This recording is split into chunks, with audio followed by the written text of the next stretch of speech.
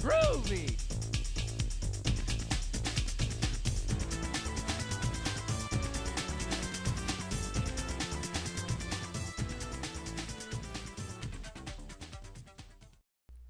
The first video game system my family ever owned was the Sega Genesis. Growing up, me and my brother watched as my parents would play such titles as Stimpy's Invention and Sonic the Hedgehog 2. We'd always give our own shots, of course, but to not nearly as great of an effect. One title that stood out from the rest, however, was one that bring a new character's first appearance to our house. Earthworm Jim. The game was like nothing I'd ever seen before. The art, the music, the animation, there was no other game like it. No other game had the sheer cartooniness and fluidity that it brought. And, though I could only get up to down the tubes, it quickly became one of my most frequently played games. Having found success in a few video games at Virgin Interactive, a man called Dave Perry had acquired enough funds to break off from them and form his own studio that he'd negotiated for Playmates Toys to fund. With various former acquaintances from Virgin following him, he had an experienced team on hand. They didn't have much of an idea, however, of what game to make until a new face popped up. Doug Tennapel. After making a little sketch of a worm for them, Shiny got to work. And what they produced is a game that I have gone back to time and again over the years. Given how many different versions there are of it, I've certainly had a variety of systems to choose from. Originally, it was released for the Genesis and then the Super Nintendo. They're, by and large, the same game, but with a few differences here and there. The key difference is that the Sega Genesis version has one extra level due to Nick Broody making it in exchange for Sega lowering the prices on cartridges or something like that. It's actually a pretty creepy level. It has you journeying through the intestines of some giant thing with this really haunting music in the background. And it was programmed in just one night, apparently. Aside from that, the Sega version in general is quite a bit better to me. The Super Nintendo one seems to be missing a few sound effects here and there and replaces a lot of them with Jim's standard yippee sound effect instead. Not to mention that the sounds that are there are more compressed sounding to me. Like there's more static to them and the tracks are very bassy feeling.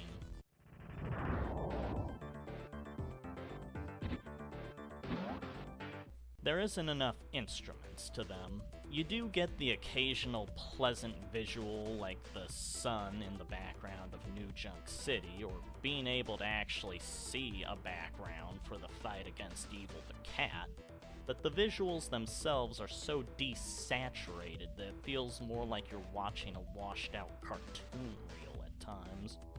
When it comes to the Genesis version, dear lord does it pop.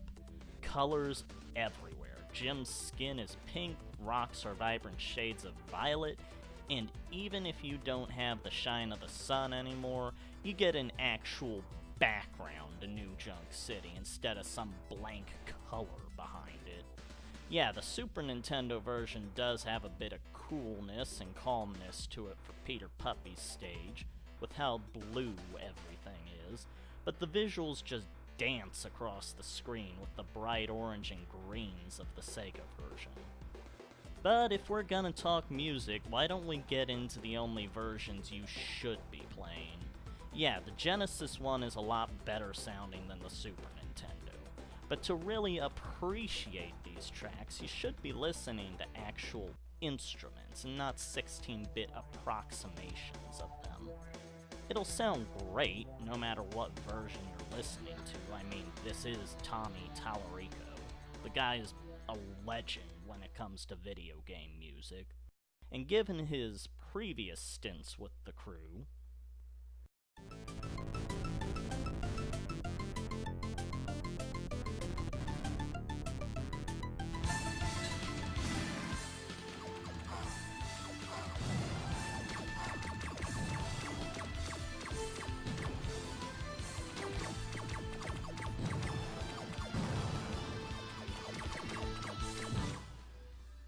there's no doubt that he'd deliver.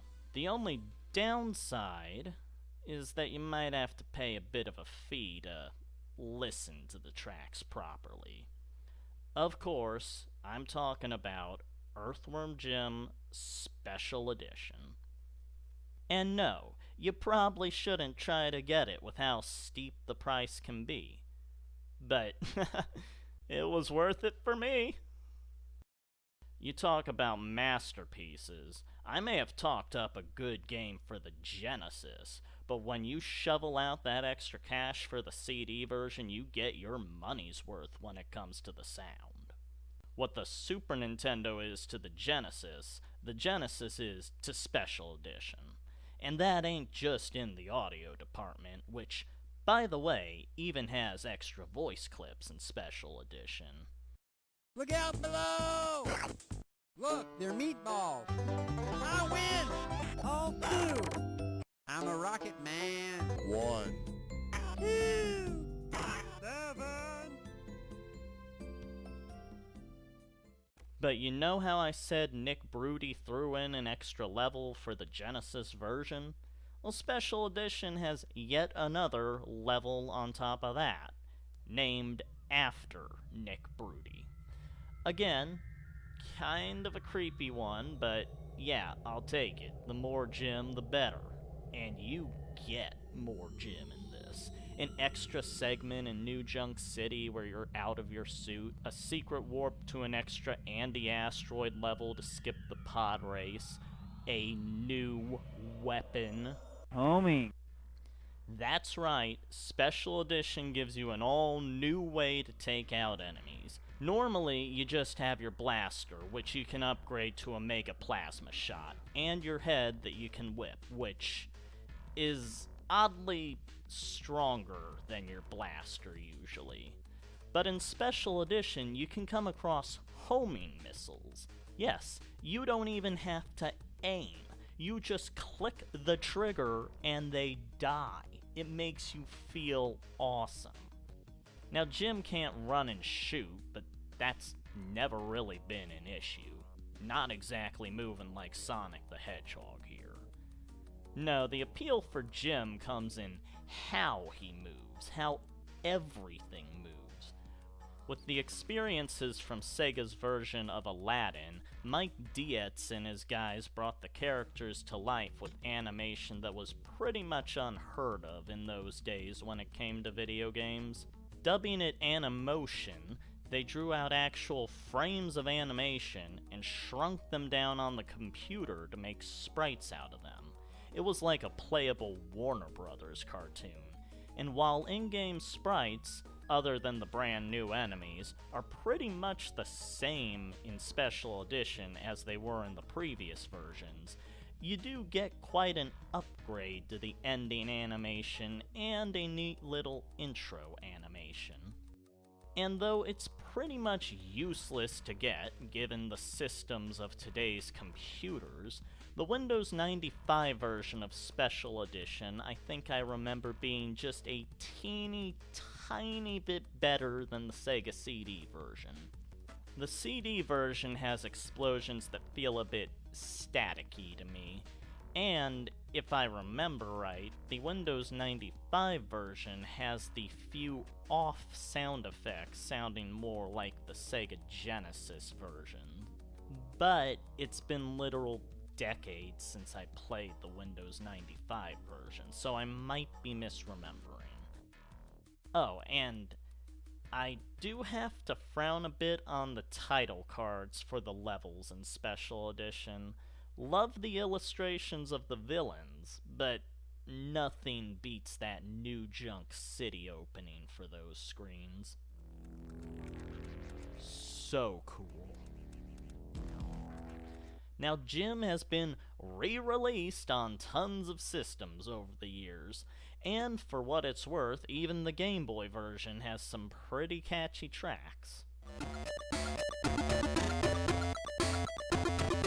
But really, when it comes to Jim, you're gonna play it on either the Super Nintendo, Sega Genesis, Sega CD, or the rare Windows 95 computer. That's how you're going to see all the crazy sights that he adventures through. You get to climb across tire-filled mountains in the junkyard, avoid lawyers' paperwork in hell, try not to go crazy from the pod racing underwater, though it's really not that bad once you get it mapped out, go bungee jumping for your life with one of the coolest beats ever,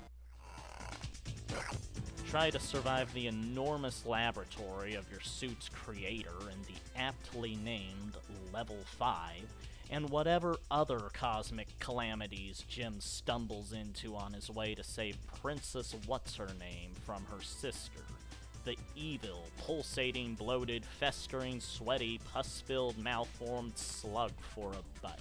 And all the while, Psychro is hunting you down. Yeah, this is from the era where any plot information you might want, however little that might help in this case, you have to read the instruction book for.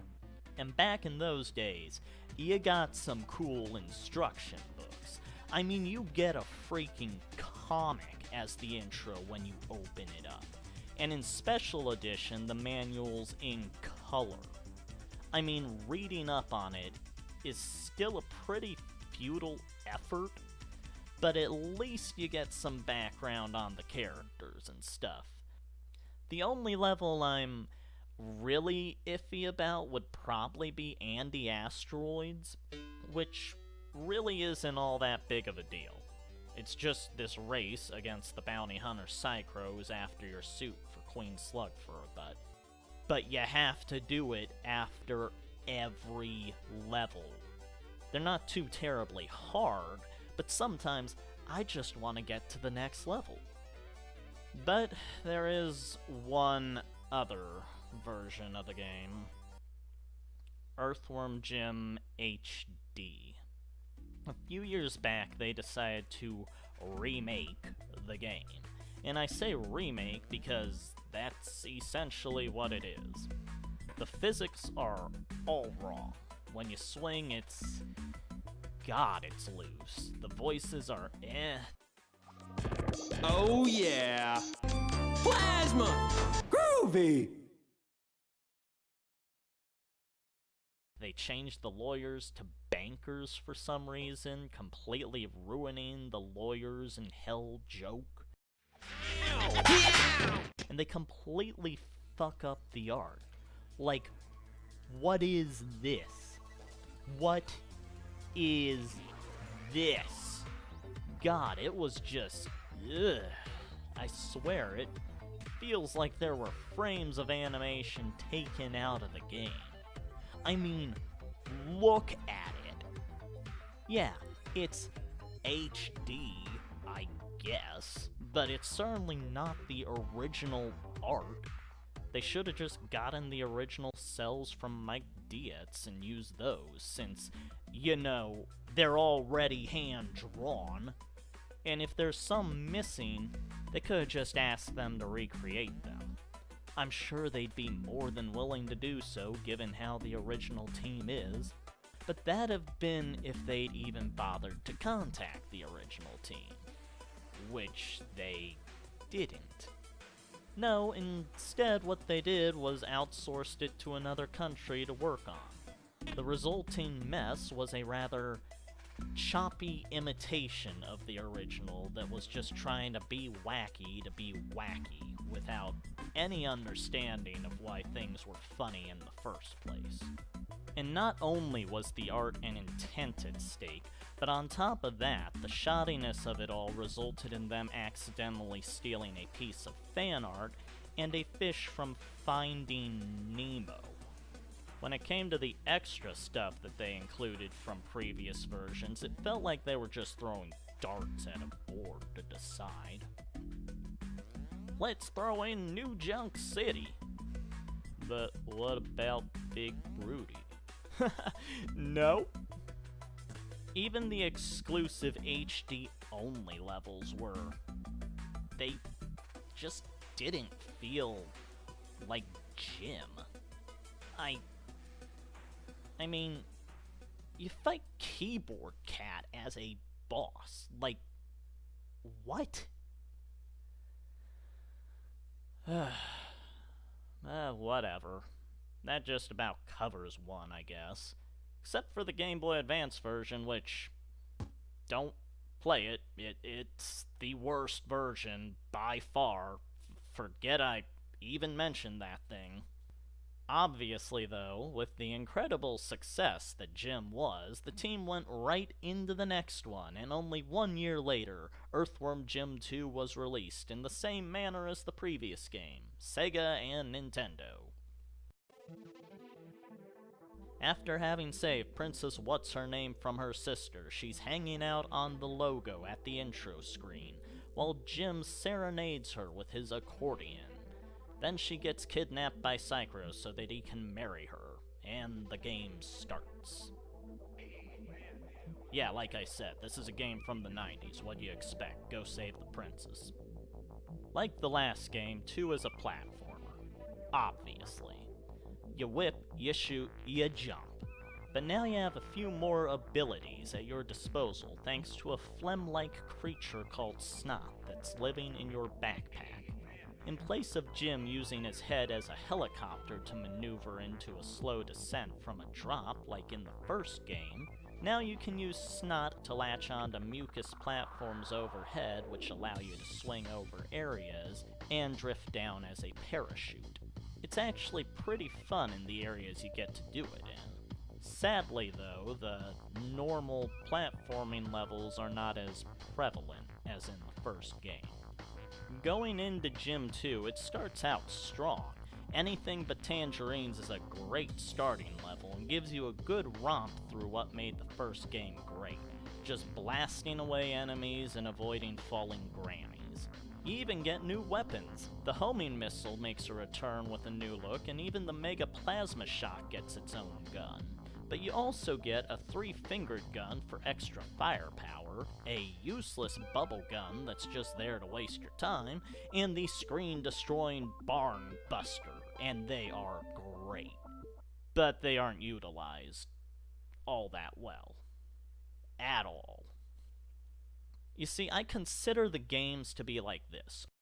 Earthworm Jim 1 is more fun to play, while Earthworm Jim 2 is more fun to watch. Because good God, is the animation incredible. They took all their experience from the first game, refined it, and poured it into the movements of the second one. Jim looks like a bouncy, stretchy Chuck Jones character.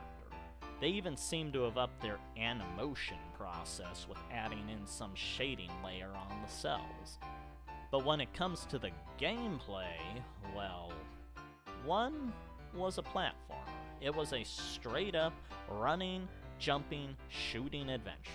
Yes, it had anti-asteroids and things like the bungee jumping level. But other than that, it was pretty much a platformer. 2 took those instances of a couple of changed gameplay levels and said, you know what? Let's make a game out of that. Earthworm Jim 1 had 6 levels of platforming, 7 if you count the extra Genesis level, and 8 if you count the extra Special Edition level. That's like 3/4 of the game. 2, on the other hand, has, well, it becomes more muddy. Technically it has 7 platforming levels, but starting with the second level, the levels become more based around gimmicks. Out of all of them, only about 3 levels are strictly platforming. Now don't get me wrong, I love 2. It's fun as hell, but I played Jim as much as I did because I love platformers. When you keep changing the gameplay on me, it gets kind of irritating sometimes. The animation's gorgeous, and the levels are fun, but it feels like a constant roller coaster back and forth as you make your way through it. If nothing else, I guess the platforming levels are spaced out between the gimmick levels well enough to keep you anticipating their inevitable return. But then you get puppy love. And the asteroids? You put Puppy Love in front of me, and I'll race Psycho across space all day long. Puppy Love is the worst thing throughout the entire duology. Not only is it kind of annoying to stumble through, but there's 3 rounds of it. 3 rounds of bouncing this constant barrage of puppies that you can't let hit the ground, on top of having to bounce a bomb that'll hurt you if you drop it, while trying to keep enough puppies alive to avoid getting mauled by Peter. It starts out simple, sure, but by the end, you're just praying that the thing ends, and after you're done with that, it's a sigh of relief. But then, after a few levels, those words flash on your screen again. And that's when you realize Puppy Love is the Andy Asteroids of 2. And that's when you die inside. I honestly don't know what they were thinking. I mean, I know they were proud of getting that multiple scrolling background, but come on, this is what you force me to put up with for half the game? I'll play any of the normal gimmick levels 5 times over before I play a Puppy Love level. And apparently, the damn thing was going to be even harder if the beta footage is anything to go by. It'd have had some creature burrowing around to attack you from the ground. In fact, almost every level was pretty different in the beta. You had some Venus flytrap enemy make some cloud that chases you around the level in anything but tangerines. You had Jim literally flying with his arms outstretched in the Flying King. You had some really odd roller coaster looking thing in the carnival level, which kinda reminds me of Skull Monkeys. And you had a strange emphasis on that one face in the paperwork level, which makes me think that it was probably meant to have a more antagonistic role originally.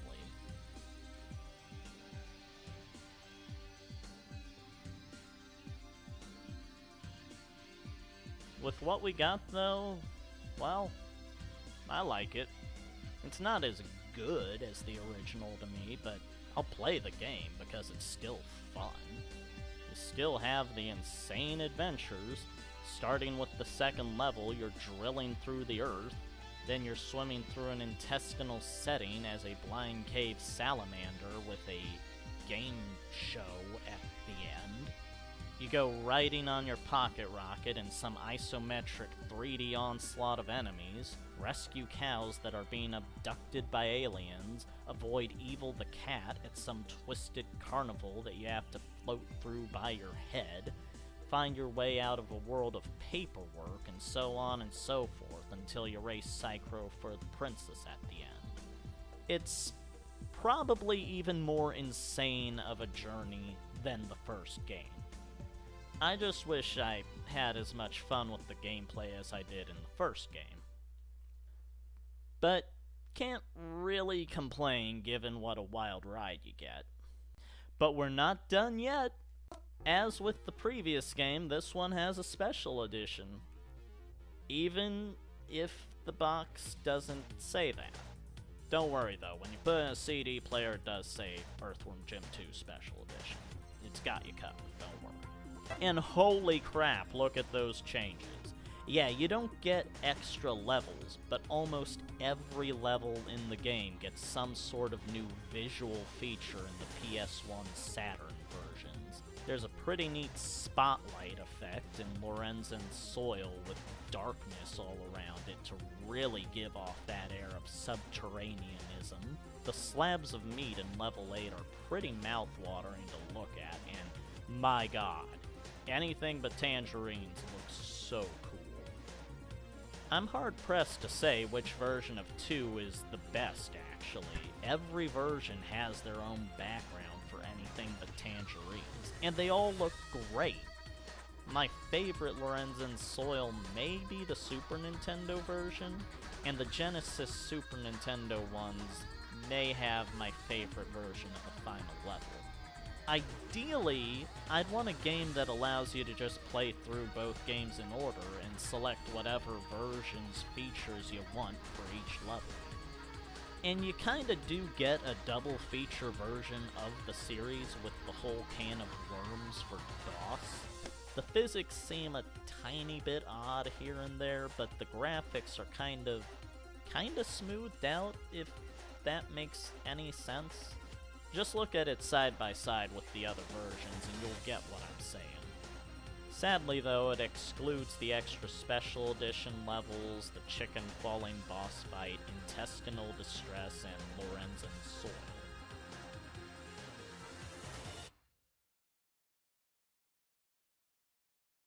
But at least it's not the Game Boy Advance, cause god damn, that was just the worst system to port Jim to. You thought the first game had it bad, you ain't seen nothing. Crashes, passwords that load you into unplayable blackness, the animation being garbage. I mean, here's the normal exit in a normal version of the game for the end of each level. And then here's the GBA version.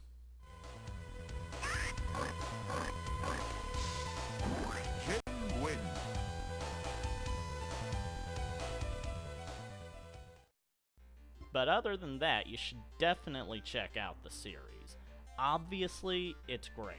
No matter which game you pick up, you're going to have a blast. It's some of the best animation you can get from a side-scroller, and it has rockin' music and insane levels. You're bound to find something in either game that will have you laughing. Which version should you pick, though? That's kinda up to you. Say the no-brainer for the original is Special Edition, but good luck getting that. The Sega Genesis one is the most common and is pretty much the staple version of the game. All around, that's the standard good package. I'd honestly not even bother with the Super Nintendo, but it's not bad, it's just the weakest version of the original game. For 2, I find myself playing the Special Edition version the most because... oh, just look at it. It's so good. I love the waterfall in the Super Nintendo's background for anything but tangerines, and the orange sky for the Genesis is nice, but I love that Saturn flare. I think that just about covers it, though. That's the series. Earthworm Jim? Who turned out the lights?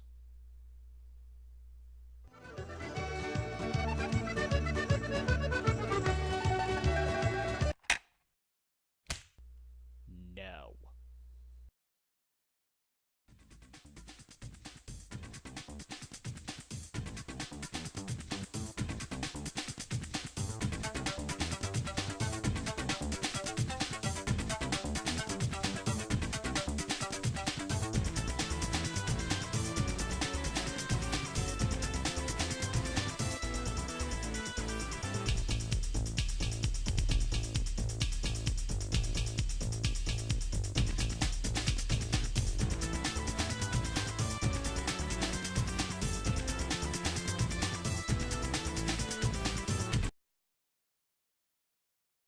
Here, Jim can choose to go anywhere on screen by digging through the soil with a dentist's drill.